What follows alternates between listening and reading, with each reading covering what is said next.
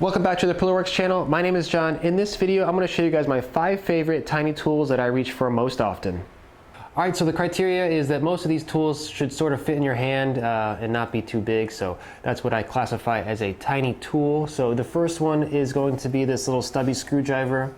Now obviously a screwdriver is not groundbreaking news here, but I like to keep this little stubby one in my apron. I don't keep a lot of tools in my apron, but this is one of them, and I just like to have it nearby for the odd time that I need to screw or unscrew a screw. So this comes with 2 bits, and they each have a slotted end Phillips on either end, different sizes. This comes in handy for me when I like to swap out router base plates or install or uninstall hinges, drawer pulls, things of that nature. And obviously I go through a lot of drawer pulls, so this is one of those things I like to reach for that type of thing. So let's move on.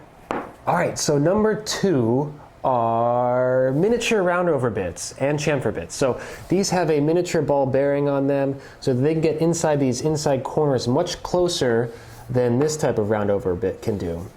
So this bit and this bit, actually this one and this one, have the same exact radius. They're both 1/8 inch radius roundover bits, and they'll do the same thing on an outside edge like this. They'll do the same exact shape. But when you try to get into this inside corner with this larger bearing, it doesn't get as close to the corner. So what you end up having is a round over here and a round over here, but then that corner is still sharp, and you have to do that by hand and sand that. These small bearings get much closer, and they'll essentially round over the whole corner. Now obviously an inside corner doesn't have enough material to give you a true round over to the actual corner edge, but this gets close enough that the illusion is there and you don't have to do as much hand sanding. The chamfer does the same thing. You don't have to do as much chisel work on the inside of a corner. And these are made by Amana. I know Whiteside makes some, and there might be some other brands out there, but these are really solid, and these are what I reach for most often. I like to keep an 1/8 inch radius, a 3/32 inch radius, and then the chamfer bit. They also have a 1/16 inch radius, but I haven't really found a good use for that yet. All right, number 3 is this piece of plywood. This specific one, you have to go get it. No, actually number 3 is this Incra T-square. This is the tiny T. It's a 3-inch version.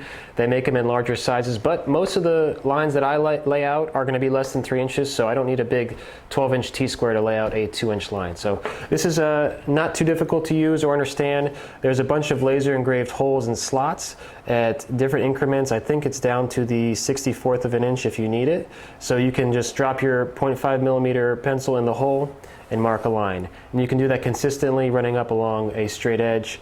And what I like about this is that these are all positive stop that you can drop your pencil in. You don't have to do any guesswork with a combination square about, am I locking it in the right spot? Is it measuring, from the outside of the edge of the ruler? Is there a notch in the ruler?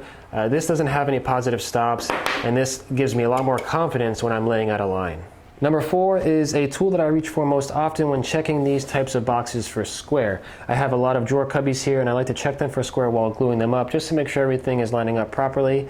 You would think that I use this double square, but I don't, and I don't mean to rag on it 2 suggestions in a row, but I like to use something else. This is the 1.5 inch pocket layout square by Veritas.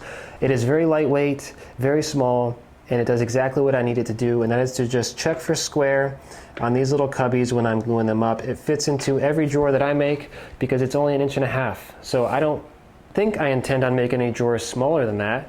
We'll see. I mean, I guess if someone orders one, I would do it, but anyways, this is really small and lightweight. It's 1.5 inches in either dimension, and it also has these little lips. Going this dimension is 1/4 inch, and then coming up this way is 1/8 of an inch. So that can be handy for certain layout things, though I don't really use it for that. But I do also use it for laying out lines on my router table, the start and stop point of the router bit for stopped grooves. That can come in handy. And like I said, I don't keep many things in my tool apron, but this is one of the things that I do keep there. Last but not least, number 5 on the list. This is the most expensive. It's over $100, so I don't expect everyone to think they need to go buy it. But it is a very handy tool. I reach for it the most out of these 5 tiny tools. I use this on every project, every step of the way. This is a low angle block plane from lie-nielsen, the number 102.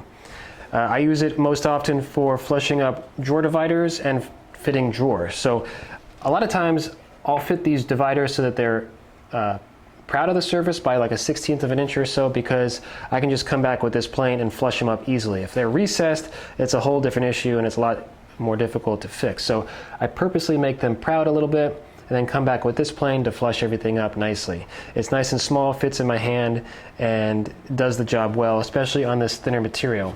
This is a 3" by 3" drawer, and it has 1/4 inch sides. So if you have a big plane, it's going to tip on this thin material. But I have a little bit of a twist. I don't actually use this one as much as I used to because I like to use this little one. This is the true tiny plane that I use most often. This is the number 101 Violin Makers low angle block plane by lie-nielsen. So the other one is the 102. This is the 101, and this is the one I use most often now. It's a little bit smaller, and it does the same exact job, at least for the type of work that I do. It's not going to tip on this material as easy as the larger planes will. It gets the job done. My hand does not get as tired with the larger planes, or it doesn't get as tired with this plane as it does with the larger planes. And overall, it's just a really nice plane to use. And I think it's one of those things that as you move down your wish list of tools, it should sort of creep up to the top. So that's number 5 on the list, but my most used. All right, that's my 5 favorite and most often used tiny tools. We got the stubby screwdriver, the miniature router bits, the tiny T-square, the little layout square, and the little low angle block plane. I'll have links in the description for all of these tools if you're interested in checking them out. They seem to pop up every step of the way in all the projects that I build, and they're the ones I reach for most often, especially on these little apothecary chests. And if you are interested in building something like those, I will be releasing a new set of plans that are sort of all-encompassing for all of the miniature ones that I've built on the channel in the past. That includes the 2" drawers, 3" drawers, and 4" drawers of tips, tricks, drawings, hints, everything like that to build those little boxes. And I'll also be selling the dedicated routing jigs that will help you make those as precise as possible. So stay on the lookout for that. That should be my next video. And then after that, I should be releasing the video on these modular apothecary chests. So I got 2 videos in the pipeline. For this channel, that's about, I don't know, 6 months worth of content. Hopefully not. But anyways, I'll try to keep the length of this video tiny because the tools are tiny. So thanks for watching.